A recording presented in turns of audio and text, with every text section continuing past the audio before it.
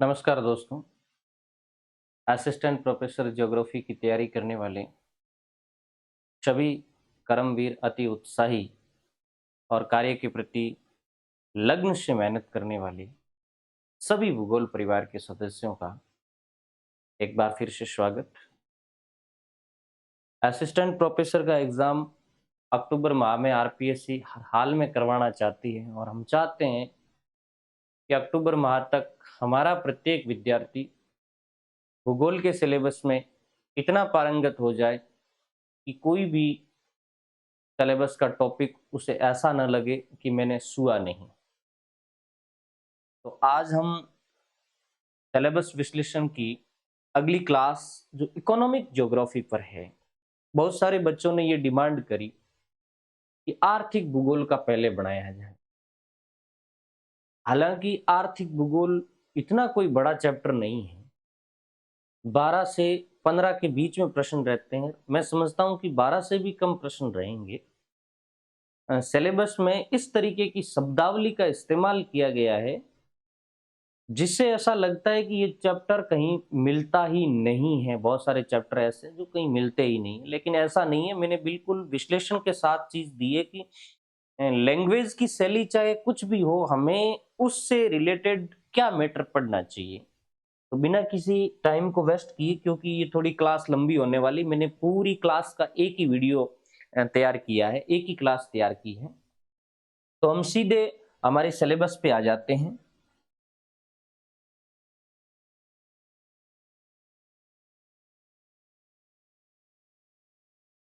जैसे ही आप आपका सिलेबस ऑब्जर्वेशन करोगे तो सबसे पहला जो आपका टॉपिक मिलेगा वो मिलेगा spatial organisation in economic geography, स्थानिक संगठन। बच्चे इतने भ्रमित है इस शब्द को लेकर के कि सर ये कंसेप्ट कहीं मिलता ही नहीं, जबकि मैं कहता हूं कि ये कोई स्पेसिफिक कंसेप्ट ही नहीं है। मिलेगा क्या?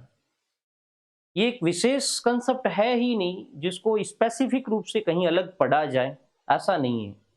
स्थानिक संगठन एक होलनेस कंसेप्ट है, एक बड़ी अवधारणा है। हम जिस क्षेत्र में निवास करते हैं, चाहे गांव हो, चाहे राज्य हो, चाहे जिला हो, चाहे भौगोलिक प्रदेश हो, वो पृथ्वी का एक स्थान है और उस स्थान पर मानव जनित जैविक क्रियाएं भी होती है और प्रकृति जनित प्राकृतिक क्रियाएं भी होती है। मेरे कहने का मतलब, मानवीय तथ्य भी वहां काम कर रहे हैं और प्राकृतिक तथ्य भी वहां काम कर रहे हैं, दोनों का इंटरेक्शन होता है। फॉर द एग्जाम्पल, प्राकृतिक तथ्य प्रकृति है, मिट्टी है, और मानवीय तथ्य मानव के कार्य हैं, जैसे कृषि करना, शिकार करना। उसके फलस्वरूप उस क्षेत्र का एक परिदृश्य विकसित होता है जिसकी सांस्कृतिक विशेषता है, जिसकी भौतिक विशेषता है। उसमें कैसी कृषि है, उसमें कैसे परिवहन के साधन है, कैसे घर है, कैसे उसमें पेयजल स्रोत विकसित किए मानव ने। एक भौगोलिक प्रदेश के अंदर स्पेसिफिक मानवीय क्रियाओं के चलते एक विशेष प्रकार का प्रदेश विकसित होता है जो अपने निकट के प्रदेश से मानवीय क्रियाओं के रूप में, भौतिक क्रियाओं के रूप में थोड़ा अलग माना जाता है। इसलिए उस प्रदेश में जो व्यवस्था विकसित हुई है, ज्योग्राफी में उस व्यवस्था का नाम दे दिया स्थानिक संगठन।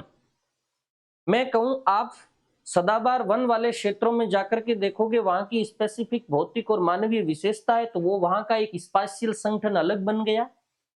आप स्थानांतरित कृषि वाले बेल्ट में जाओगे तो वहां का एक स्पेशल संगठन अलग बन गया। अब आप कहोगे हमें क्या करना है? आपको दुनिया के स्पेशल संगठनों की स्टडी नहीं करनी है।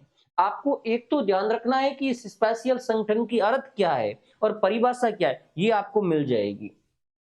फिर आपको ध्यान रखना है कि इस पर काम करने वाले भूगोलवेत्ता कौन है। आगे मैंने स्लाइड में दे रखा है कौन भूगोलवेत्ताओं ने इस पर काम किया, तो ज्यादा माथापच्ची करने की आवश्यकता भी नहीं है। और हाँ, एक बेस्ट डेफिनेशन भी मैंने यहाँ आपको सजेक्ट कर दी है। कहीं ये आ जाए कि उक्त कंसेप्ट किसको इंगित करता है, तो हमें सीधा सीधा देखना है कि उक्त परिभाषा या उक्त कंसेप्ट है वो स्पेशल ऑर्गेनाइजेशन को इंगित करता है। एक सिंपल सी परिभाषा है कि किसी प्रदेश के भौतिक एवं सांस्कृतिक तत्व, अभी मैंने बताया था कौन भौतिक है कौन सांस्कृतिक है। आपसी अंतर प्रक्रिया स्वरूप एक सुदृढ़ व्यवस्था विकसित करते हैं।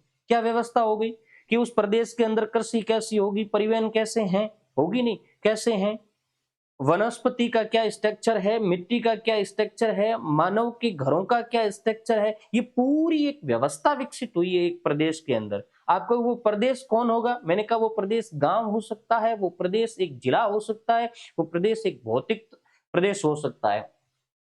ये व्यवस्था ही उस प्रदेश की पहचान है। और उसी, अब जैसे अपन कहेंगे कि भाई टेगा प्रदेश, टेगा प्रदेश किसकी वजह से जाना गया, वहां की वनस्पति की वजह से जाना गया। गैन कृषि प्रदेश किसकी वजह से जाना गया, गैन कृषि की वजह से जाना गया। भूमध्य सागरीय जलवायु प्रदेश किसकी वजह से जाना गया, वहां की जलवायु की विशेषता की वजह से जाना गया। वो जो विशेषताएं हैं वही तो स्पेशल बनाती है उसको, और वो जब स्पेशल बनाती है तो वो क्षेत्र भी एक प्रकार का स्पेशल बन गया, और स्पेशल क्षेत्र ही दुनिया के अंदर जाना जाता है कि ये स्पेशल है। तो इन स्पेशल संगठनों की वजह से ही जो प्रदेश का जो कंसेप्ट है वो स्पेशल संगठन कंसेप्ट बन गया। ये संपूर्ण व्यवस्था ही स्थानिक संगठन कहलाती है। अब ये इतना आ जाए कि किसी प्रदेश की भौतिक सांस्कृतिक तत्व अंतर प्रक्रिया स्वरूप एक सुदृढ़ व्यवस्था विकसित करते हैं, ये परिभाषा इंगित करती है, ये व्यवस्था स्थानिक संगठन कहलाती है। किसी प्रदेश के भौतिक व सांस्कृतिक तत्व कौन हो सकते हैं, अभी जो आपके दिमाग में चल रहा था कौन भौतिक तत्व कौन सांस्कृतिक तत्व, तो हम अच्छी तरीके से जानते हैं भौतिक तत्व जिन्हें ज्योग्राफी में हम भौतिक भूदृश्य कहते हैं, पर्वत, पठार, मैदान, वनस्पति, मृदा, ये सब भौतिक भूदृश्य है। सांस्कृतिक मानव द्वारा निर्मित किए जाने वाले। ये तो एक सिंपल सी डेफिनेशन थी। ये मानव पर्यावरण अंतर प्रक्रिया का परिणाम है। ध्यान रखना, किसी भी क्षेत्र के अंदर यदि स्पेशल संगठन या स्पेशल ऑर्गेनाइजेशन क्रिएट हुआ है तो उसके पीछे मानव और पर्यावरण का इंटरेक्शन शामिल है। नेक्स्ट,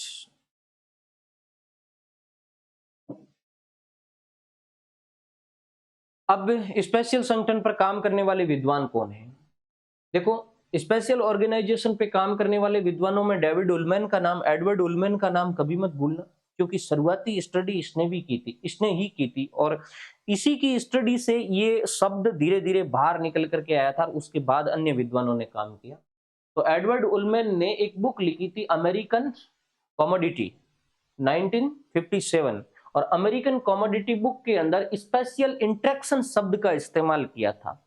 उन्होंने स्पेशल ऑर्गेनाइजेशन शब्द नहीं दिया था, स्पेशल इंटरेक्शन शब्द दिया था, और यही स्पेशल इंटरेक्शन आगे जाकर के स्पेशल ऑर्गेनाइजेशन में कन्वर्ट हो गया। तो डेविड उलमैन का काम सबसे पहले है।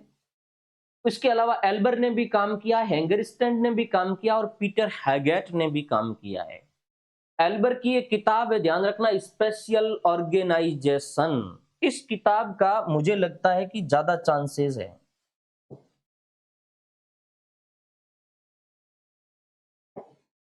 स्पेशल ऑर्गेनाइजेशन बिल्कुल साफ साफ जो आपका कंसेप्ट है उसी कंसेप्ट पर लिखी गई किताब है एल्बर की। हेंगरस्टैंड ने एक किताब लिखी, इनोवेशन डिफ्यूजन स्पेशल प्रोग्रेस, बहुत ही अच्छी थ्योरी है हेंगरस्टैंड की। जब आप सामाजिक विसरण पढ़ोगे, आपके सिलेबस के अंदर ही है सोशल डिफ्यूजन, तो जब आप सामाजिक विसरण पढ़ोगे वहां हेंगरस्टैंड को बड़ा विस्तार से पढ़ोगे। यहाँ आपको हेंगरस्टैंड की एक किताब है इनोवेशन डिफ्यूजन, नवाचार विसरण स्पेशल प्रोग्रेस। इसके अलावा हेंगरस्टैंड है, पीटर हैगेट, हैगेट को अच्छा देखना, हैगेट 2-3 जगह आपके काम कर जाएगा। ये ट्रांसपोर्ट ज्योग्राफी में भी करेगा। पीटर हैगेट को एज ए ज्योग्राफिकल थिंकर भी देखना है, और पीटर हैगेट को स्पेशल ऑर्गेनाइजेशन में भी देखना है। पीटर हैगेट ने किताब लिखी ज्योग्राफी ए मॉडर्न सिंथेसिस, बहुत अच्छी किताब है। ये ट्रांसपोर्ट ज्योग्राफी में भी काम आती है, और थियरी में भी इसमें कई कंसेप्ट दिए गए हैं। तो ये किताब आप ध्यान रखना, ज्योग्राफी ए मॉडर्न सिंथेसिस लिखी, और इसके अंदर इन्होंने समाज के स्थानिक तंत्र के 4 खंड दिए कि किसी भी क्षेत्र के अंदर जो ह्यूमन सोशल विकसित होता है उसके 4 खंड होते हैं। बस आपको इस खंड के अंदर नहीं जाना है, आपको केवल ये 4 नाम ध्यान रखनी है। पीटर हैगेट ने ज्योग्राफी मॉडर्न सिंथेसिस में समाज के स्थानिक तंत्र के 4 खंड दिए, अंतरतम स्थान, व्यक्तिक स्थान, सामाजिक स्थान और सार्वजनिक स्थान। ये नाम याद रखना, अंतरतम, व्यक्तिक, सामाजिक और सार्वजनिक। फिर इन्होंने कंसेप्ट दिया कि अंतरतम स्थान का समाज से क्या रिलेशन है। अब जैसे ये जब स्थान आ रहा है ना, तो ये ऑर्गेनाइजेशन को कंसेप्ट को क्लियर कर रहा है, इसीलिए मैंने ये चीज यहां नोट की। नेक्स्ट, अर्थव्यवस्था। तो स्थानिक संगठन तो अपना क्लियर हो गया। अब अपन आप जाते हैं इकोनॉमिक्स पे। अर्थव्यवस्था का क्लासिफिकेशन आपकी किताब में, आपके सिलेबस में एक पोर्शन चलता है। तो अर्थव्यवस्था का वर्गीकरण किस तरीके से किया जाए, ये एक बहुत बड़ा कंसेप्ट है। और हमारी सबसे बड़ी प्रॉब्लम ये कि कोई एक किताब इस कंसेप्ट को होलनेस रूप में लिख नहीं रही है। तो अब हम अर्थव्यवस्था के वर्गीकरण के जो अलग अलग टाइप है उसको देख लेते हैं। अब एक सबसे बड़ा जो हमारे दिमाग में ये मैटर रहता है कि हम केवल अर्थव्यवस्था का क्लासिफिकेशन पढ़े या और कुछ पढ़े। तो मैं आपको सलाह दूंगा कि अर्थव्यवस्था का अर्थ और अर्थव्यवस्था की परिभाषा आपको हर हालत में देखनी है। अर्थव्यवस्था किसे कहते हैं? अर्थव्यवस्था की परिभाषा में ब्राउन की, बंकिंगम की, होल्डर व ली की किताब में मिल जाएगी आपको। अच्छी ऑथेंटिक किताब के अंदर ब्राउन ने क्या कहा है, बंकिंगम ने क्या कहा है, होल्डर और ली ने क्या कहा है, इसको आप ध्यान से देख लेना।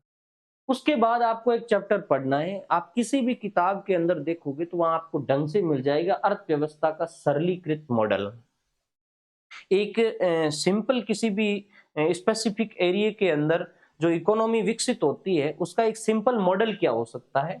तो आप जब सिंपल मॉडल पढ़ोगे तो उसमें मैं आपको सलाह दूंगा कि सिंपल मॉडल के 5 तत्व हैं, उसको आप जरूर याद रखना। उपभोक्ता, फर्म, संसाधन मालिक, बाजार और सरकार, ये 5 एलिमेंट्स मिलकर के ही किसी क्षेत्र की अर्थव्यवस्था को क्रिएट करते हैं। तो हमें यह देखना जरूरी है कि अर्थव्यवस्था के सरलीकृत मॉडल के 5 तत्व कौन से हैं। उसके बाद एक कंसेप्ट आता है स्थानिक संरचना के अनुसार अर्थव्यवस्था का वर्गीकरण। और ये बहुत ही इंपॉर्टेंट कंसेप्ट है। ये इंपॉर्टेंट इसलिए है कि इससे पूर्व में स्पेशल ऑर्गेनाइजेशन दिया हुआ है और यहाँ ये पूछ रहा है, स्पेशल स्ट्रक्चर की बात कर रहा है कि किसी क्षेत्र विशेष के अंदर जो स्पेशल स्ट्रक्चर है उसके अनुसार इकोनॉमी कितने प्रकार की हो सकती है। ये प्रश्न पिछले कई एग्जामों के अंदर पड़ा है। तो आपको ध्यान रखना, स्थानिक संरचना के अनुसार वर्गीकरण 3 तरह का होता है।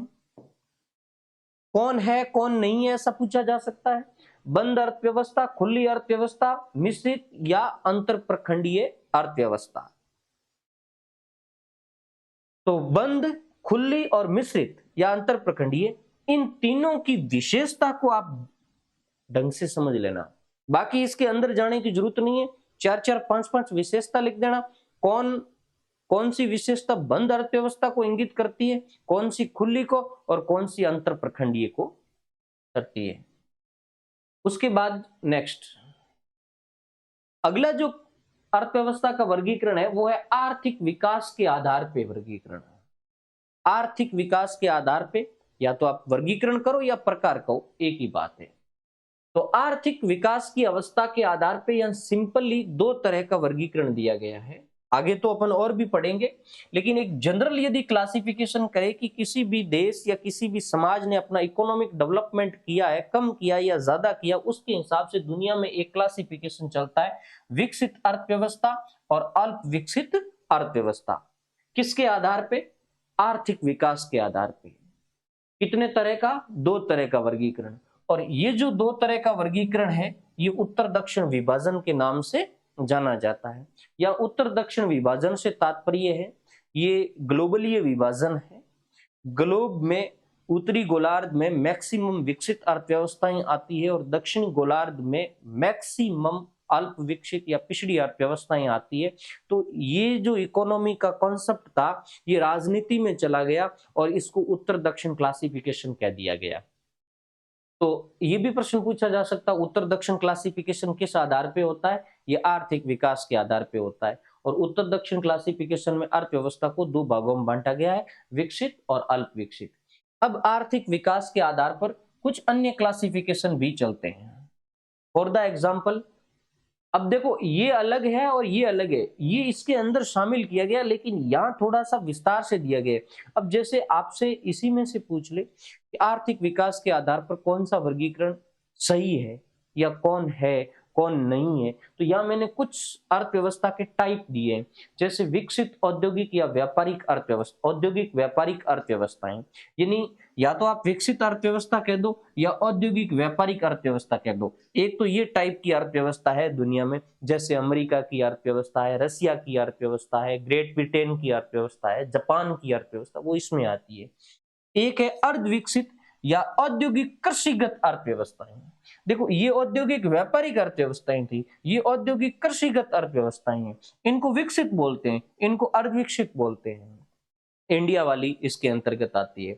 एक है अविकसित कृषि प्रधान अर्थव्यवस्था, यानी नाम अविकसित है और कृषि प्रधान अर्थव्यवस्था है। और एक हॉलनेस वर्गीकरण चलता है केंद्र नियोजित अर्थव्यवस्था। हालांकि ये तीनों का ही मिला जुला रूप इसने दिया है।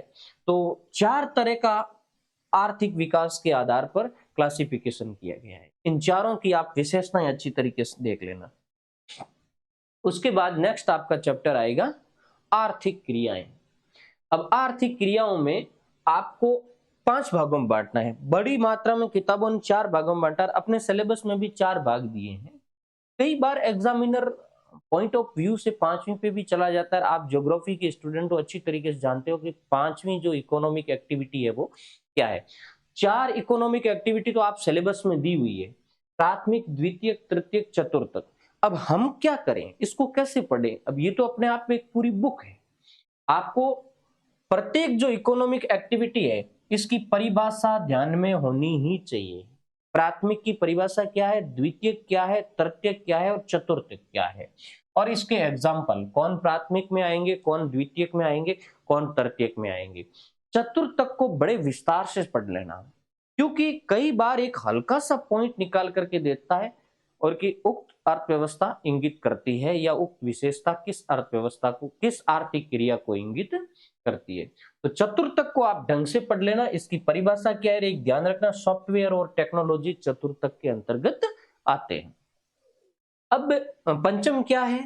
पंचम आप प्रबंधक, प्रशासक, निर्णयकर्ता, नीति निर्माता, वो जो 4-5 आपको एग्जाम्पल है वो भी उसके अंदर लिख लेने। और एक जो आउटसोर्सिंग का आता है, आउटसोर्सिंग कौन सी इकोनॉमिक एक्टिविटी के अंतर्गत आता है, तो वो भी एक पंचम आर्थिक क्रिया का हिस्सा है। इतना समय नहीं मिले तो केवल ऊपर ऊपर आप देख लेना, लेकिन इन चारों के तो एग्जाम्पल बढ़िया ढंग से देखना। प्राथमिक में आपको कोई दिक्कत नहीं आएगी। द्वितीय के अंदर कई बार कुछ ऐसे शब्द आते हैं, अपन को लगता है यार ये प्राथमिक आर्थिक क्रियाएं हैं, लेकिन रियल में ऐसा होता नहीं। इसलिए मैंने थोड़ा मेहनत करके उसको बाहर ही निकाल दिया। जैसे एक आपका शब्द आ सकता है विशेषीकृत पशुपालन उद्योग। हाँ, एक चीज ये ध्यान है कि इसके साथ इंडस्ट्री लिखा आएगा, और इंडस्ट्री है तो आपको घबराने की जरूरत नहीं, वो सेकेंडरी इकोनॉमिक एक्टिविटी के अंदर जाएगा, द्वितीय आर्थिक क्रिया में जाएगा। तो विशेषीकृत पशुपालन और मत्स्य पालन उद्योग। देखो, मत्स्य पालन प्राथमिक आर्थिक क्रिया है, लेकिन मत्स्य पालन उद्योग है जो सेकेंडरी इकोनॉमिक एक्टिविटी है। क्लियर हो गया? उसके बाद यदि तृतीयक पे जाओगे तो यहां हालांकि बड़ी चीज नहीं है, ये सेवा सेक्टर है, एग्जाम्पल आपको ढंग से मिल जाएंगे। लेकिन 2 एग्जाम्पल मैंने निकाले। एक एग्जाम्पल निकाला जैसे एक कारखाने का स्टोर कीपर है। आपको ऐसा लगता है कि यार ये कारखाना है, कारखाना है तो ये किस में जाना चाहिए, सेकेंडरी में जाना चाहिए, लेकिन ऐसा नहीं है। कारखाने का स्टोर कीपर है वो टर्शियरी के अंदर है, अर्थात तृतीयक आर्थिक क्रिया के अंतर्गत जाता है। तो ये चीज मैंने थोड़ा सा विस्तार से आपको अलग करके दी। अब ये आर्थिक क्रियाएं, इसमें डिटेल से किसको पढ़ना है, परिभाषा और एग्जाम्पल तो सबके देखने हैं, डिटेल से आपको पढ़ना है कृषि और पशुपालन को। कृषि के सारे प्रकारों को पढ़ना जरूरी है, क्योंकि इनमें से प्रश्न कहीं से भी आ सकता है। एग्रीकल्चर टाइपोलॉजी में भी आपके काम आ जाएगा, कृषि प्राकारिकी में भी काम आ जाएगा, और यहाँ भी आ जाएगा। तो कृषि को बढ़िया ढंग से पढ़ लेना और पशुपालन को, और दुनिया के अंदर कृषि के जो एग्जाम्पल है उसको ढंग से देखना, और पशुपालन क्षेत्र है उसको भी ढंग से देख लेना। इसके अलावा मत्स्यन, आखेट और संग्रहण, इसके केवल आपको क्षेत्र देखने हैं, बाकी डिटेल से कुछ नहीं पढ़ना है। मत्स्यन, आखेट और संग्रहण कहाँ कहाँ किया जाता है ये क्षेत्र देखने हैं। संग्रहण के क्षेत्र बहुत ही कम रहे हैं दुनिया में, तो बहुत ज्यादा वेटेजेबल हो जाता है एग्जामिनर की दृष्टि से। एक चैप्टर आपको पढ़ना है आर्थिक क्रियाओं को प्रभावित करने वाले कारक।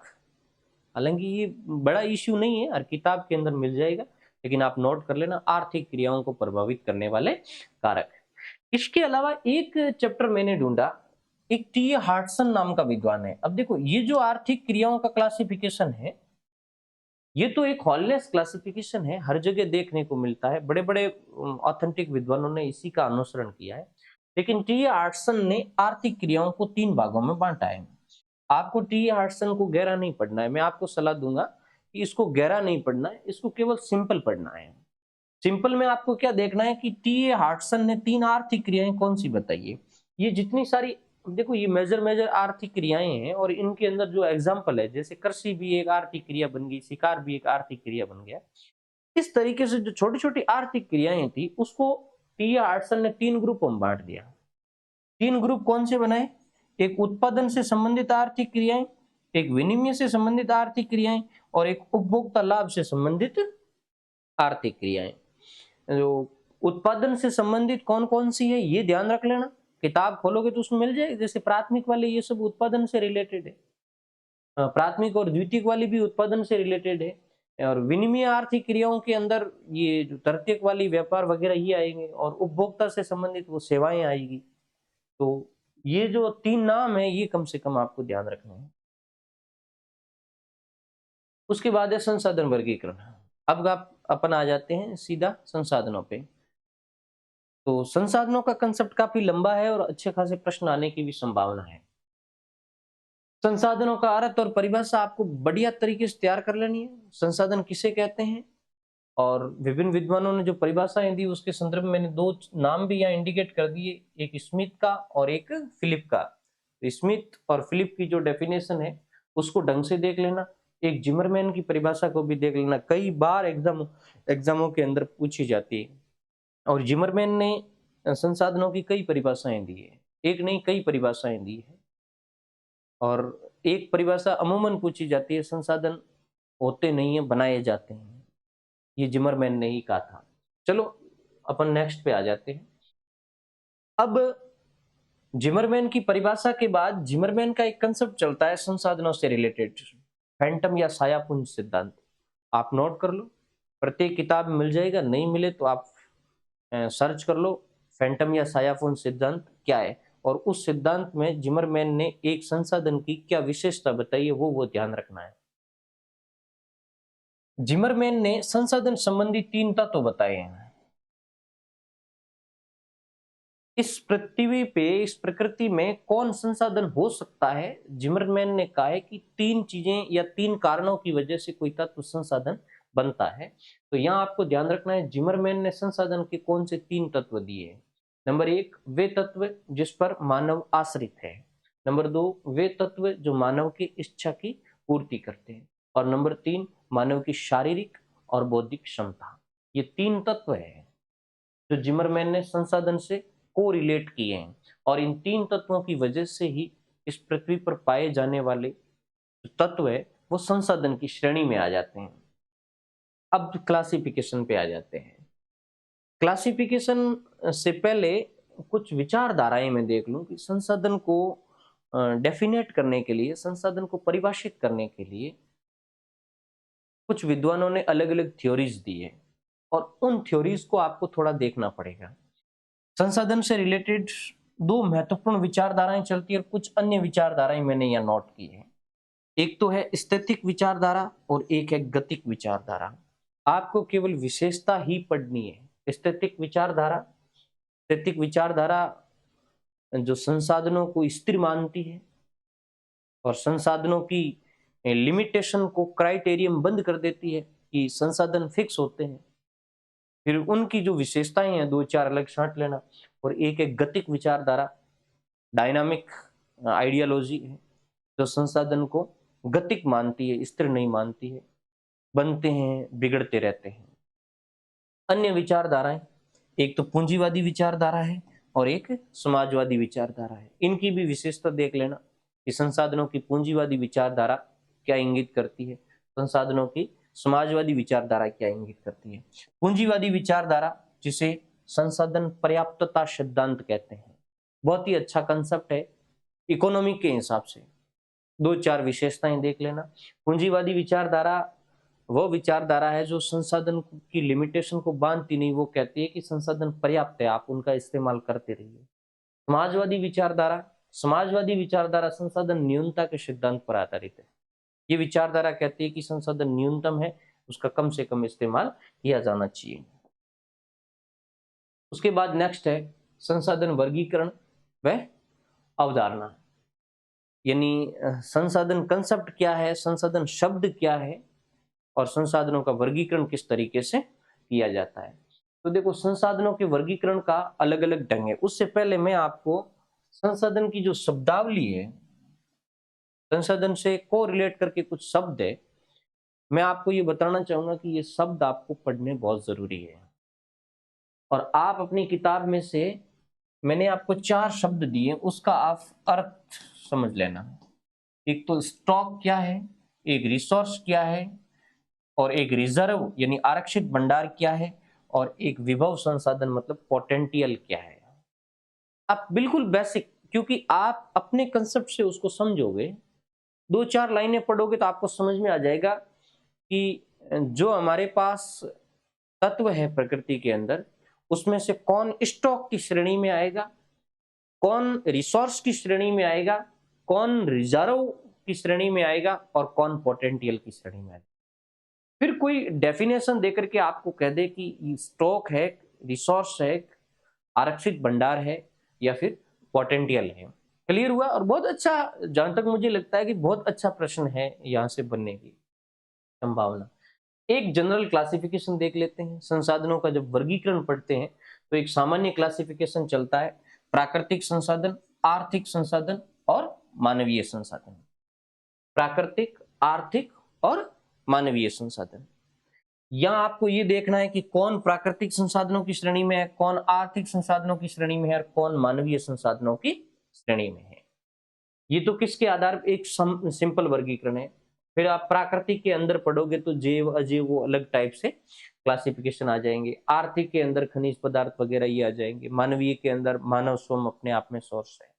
ये तो एक सिंपल वर्गीकरण है, इसको आपको डीप नहीं पढ़ना है, किताबों के अंदर बड़ा भर दिया उसको नहीं पढ़ना है। यहाँ जब भी आप क्लासिफिकेशन करके पढ़ो ना, तो जो शब्द निकल करके आ रहा है, जैसे ये शब्द निकल करके आ रहा है मानवीय, तो मानवीय संसाधन कौन है, बस। जैसे एक शब्द निकल करके आया जैव, जैव संसाधन कौन है, बस ये चीज ही आपको क्लियर करनी है। एक क्लासिफिकेशन चलता है उद्भव के आधार पे। उद्भव के आधार पे आपको ध्यान रखना है जैव व अजैव 2 श्रेणियां हैं। एक ध्यान रखना है उपयोग की निरंतरता के आधार पे, कंटिन्यूटी जिसको कहते हैं, कंटिन्यूटी या निरंतरता, कौन लंबा चलेगा और कौन जल्दी खत्म हो जाएगा। आपको शब्द पकड़ना है, लंबा जल्दी खत्म होने की बात नहीं है, आपको उपयोग की निरंतरता शब्द पकड़ना है या कंटिन्यूटी शब्द पकड़ना है।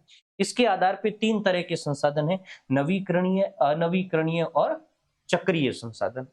उसके बाद है उद्देश्य या उपयोगिता के आधार पे क्लासिफिकेशन, ऊर्जा संसाधन, कच्चा माल और खाद्य पदार्थ। मैं आपको यहाँ ये सलाह दूंगा कि ये जितने सारे एग्जाम्पल आए हैं, सॉरी, आपको ये जितने सारे क्लासिफिकेशन मिले हैं, आप उनका एग्जाम्पल और उनकी परिभाषा देखना जरूरी है। ये बहुत ज्यादा यूजेबल है। उपयोग की कंटिन्यूटी के आधार पर इसको विस्तार से पढ़ लेना, कौन नवीकरणीय है, कौन अनवीकरणीय है, और कौन चक्रीय संसाधनों की श्रेणी में आता है। नवीकरणीय की परिभाषा, अनवीकरणीय की परिभाषा और उसके एग्जाम्पल। ये एक सिंपल क्लासिफिकेशन हो गया।